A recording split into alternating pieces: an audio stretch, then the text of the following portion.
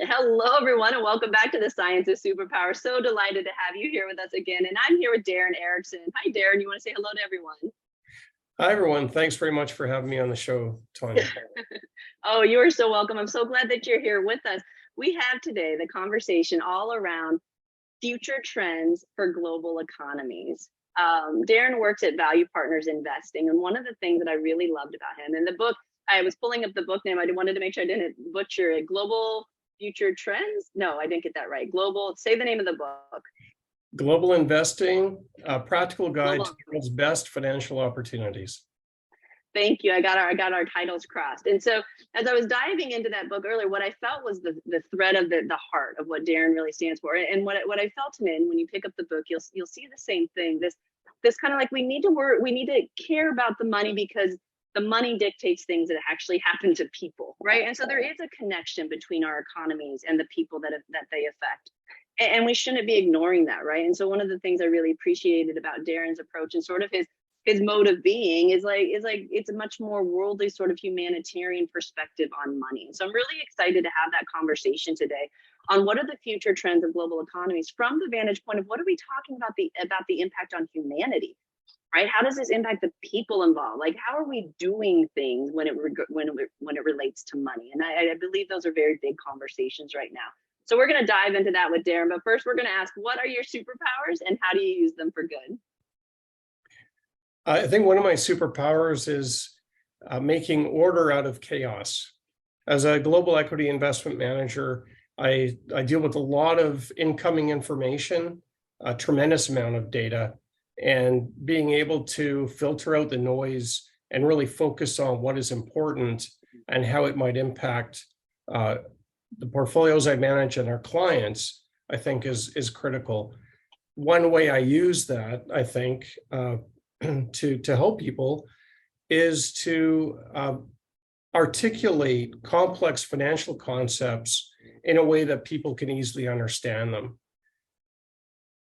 I really love that because it speaks to not just the complexity and intricacies, but a lot of what we saw in due diligence was the where we make decisions poorly is a lot of it's intimidation, right? By what the conversation means, what do the words mean? Like it's just not something we're familiar with, and so we tend to abdicate, right? Or we tend to want to make it somebody else's responsibility to do, or we're like, okay, you just manage my money for me. I'll never forget, we were in the crypto space, when we had the corporate counter intel firm doing due diligence there. Somebody came up to Justin at one point, puts her phone in front of Justin, goes, here, buy this much something coin for me. And he's like, no, like probably shouldn't be doing this if you're intimidated by the process, because we need to be educated in how these things work. And I think when it comes to money, it's kind of like breathing. Like we never really think about how we breathe, or that maybe we should be consciously aware of how we're breathing because we just do it all the time and it works. And money sort of kind of falls into that same thing. It's kind of this arbitrary thing that just sort of happens, and you have this kind of love-hate relationship with it, most of us. But we never really stop to think about what is it and what is it doing and why is it here and what are we supposed to be using it for and how does it come to us and how does it leave us, right? And when you look at energetics, those are big conversations, the frequency of money, right? What are we really talking about? And I like that the conversation is moving out of the material, and yet you have the very real job of like making things out of nothing in the material, right? So it's like, how do you do that, right? And it's I appreciate that folks like you who are moving large amounts of money are thinking that way. I think that's a big part of the reason for the energetic sensitization process we use is because it came from the counter intel world. But when you're dealing with large amounts of money, that may just be like, oh, it's money, not national security, but it is national security because our national security sort of rests on this money concept. Our global security rests on our ability to have some sort of exchange between each other so the business can continue, so supplies can continue, right? We've built this behemoth of a thing that requires money to go. Now we got to figure out how to reimagine the thing.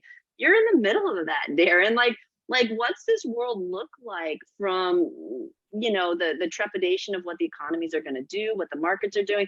Like what does that look like in a space where you can look out and go, I actually think that this is good. I think we need to walk through this. Talk to me about your world. It's safe to say that the global economy and the global financial markets continue to be in an evolutionary process. They have for as long as people have been around and markets have existed, and they'll continue to evolve. And I know it's can be scary at times. It can be painful financially at times, when you're going through one of these corrective phases in the market. But this is all part of a natural progression, I think, that sees capital move to its most efficient use. And there are obviously short-term dislocations where we have bubbles form in certain segments of the market. Those eventually get resolved and the capital will flow to where it should. So for me, there's been a lot of talk recently about retrenching and the nearshoring or onshoring of production. And some people are taking that as meaning that globalization, the trend to globalization is over. And then it's going to reverse. And I disagree with that quite strongly. I think the trend to globalization is shifting. The nature of it is shifting right before our eyes, but it's going to continue. And I think it needs to continue.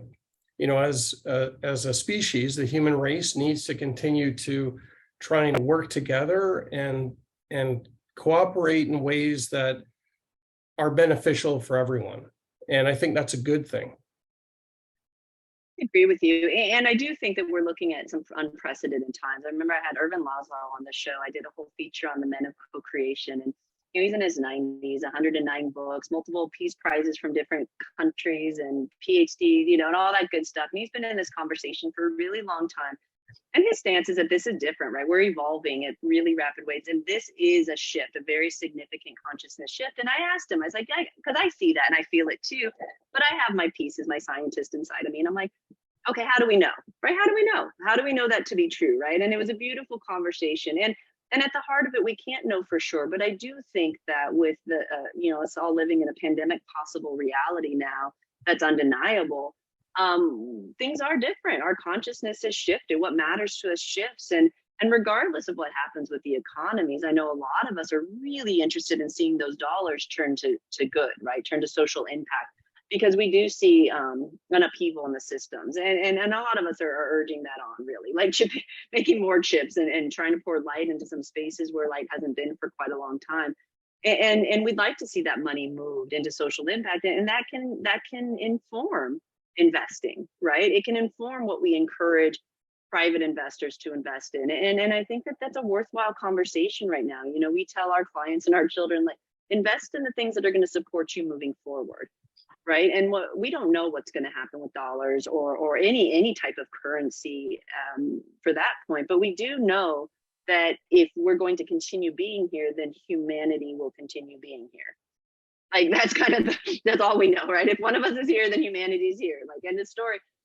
What do we want? How do we want to live, right? And so I think investing in that kind of a concept of turning those dollars and those pounds and the currency into social impact is always an incredible investment. But it's not popular when things are uncertain and people want to grab and take and have more because of the uncertainty. But I believe that we're being shown that you can't hold on to it. You can't take it with you. You can't hold on to it. So what's the next best thing if not to leverage it for good? And then maybe that's my pie in the sky kind of Pollyannish look at things, because I've seen the other version of things and I'm not voting for that. And so how do you handle conversations with people when sort of your mission and purpose is to say, hey, I look out this far. I see a humanity that can do better. And yet you're working with clients who in a very real sense are like, hey, I'm concerned about my family and my children. End of story. How are we going to survive? And it's like, you may not if we don't look at this one, right? So how do you kind of navigate those conversations with people depending on where they're at developmentally? It really is a balancing act between sort of short-term concerns, short-term goals in terms of what people want to achieve financially. And obviously, everyone has a different time horizon. If you're young, you have a longer time horizon. You can maybe look at things a little bit differently than if you're on the verge of retirement. And current income is the primary concern, not how your investments are going to impact the rest of the world. But there is, without a doubt, a very clear and growing trend toward socially investing, or you call it whatever you want, if it's ESG, environmental, social, and governance issues. I think really it comes down to being socially aware and responsible when you're investing your money. Because I think in the long run, the only sustainable investments are going to be those that ultimately help humanity. It's, in the short term, anything can happen. But in the long run, it does. in the long run, we all live on this on planet Earth, and how the planet fares environmentally, how we fare socially in terms of our political systems and their stability, not to mention currencies and so on. I mean, they all impact our lives in a really very real way. And we pay a lot of attention to our physical health, our mental health, and even our spiritual health. But a lot of people just miss that one component, that financial health, earlier on in life. And when you're later on in your years and you're about to retire, you want to retire, and find that you suddenly can't because you weren't prepared early enough, that's a very important thing, and that can weigh on people physically and mentally. And so I think, thinking about it now, looking far into the future, where do we want to be as a society? It's important, as you mentioned, the financial system is the engine that's running the global economy. And so allocating capital in ways that make sense and will help us as a race or a species, I think is absolutely critical. I agree, and I love the conversation around this emerging creative economy, right? The creativity as currency, and I think that that's a valuable sort of unifying lens we can all look through. Is that we need creative solutions. We need to know ourselves as creative and creators on some level, because then we operate off of different principles. We hold ourselves accountable. We tap into that larger creative conversation when we're willing to say, what I do actually matters, not just to me, but to everybody. And what happens to everybody matters to me. So it's undeniable, right? We have this beautiful kind of collectivist view that we're able to then inform how we spend our money, right? And it takes less of that survival thing. I think a lot of us are done with the survival thing. We did it, check the box as long as we wanted to. Now we're like, what's next? Right? What's beyond survival? And you spoke to it. It's like the value of the life that we have is largely dictated by our social structures and how we share spaces together. And that improves our quality of life when we're willing to look at those through creative lenses and say, how can we support each other first, so that we can all have that experience? Because if we're honest, it's not fun to have a great fun experience if you know somebody else isn't. A party's not fun if people are sulking in the corner, right? Not as fun as it could be. But if everybody is enjoying, it alleviates all of that angst and that dissonance inside of us that makes us feel a little bit guilty for having what we have. It's the natural deconstruct mechanism of privilege.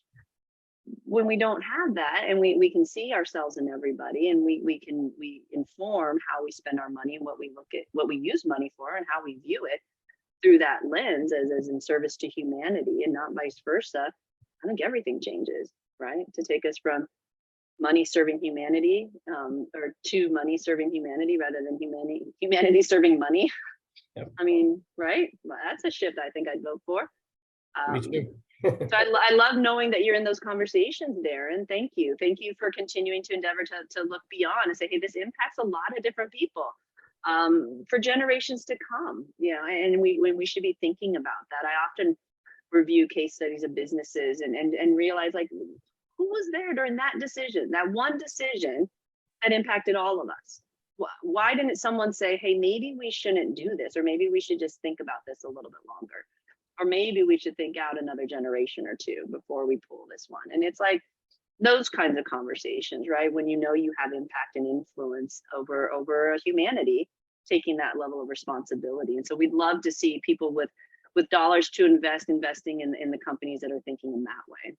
So I love that you're in the midst of that. Darrin, what are some final thoughts you'd like to share with folks as we're riding these very uncertain trends into the future? Let's give folks some hope.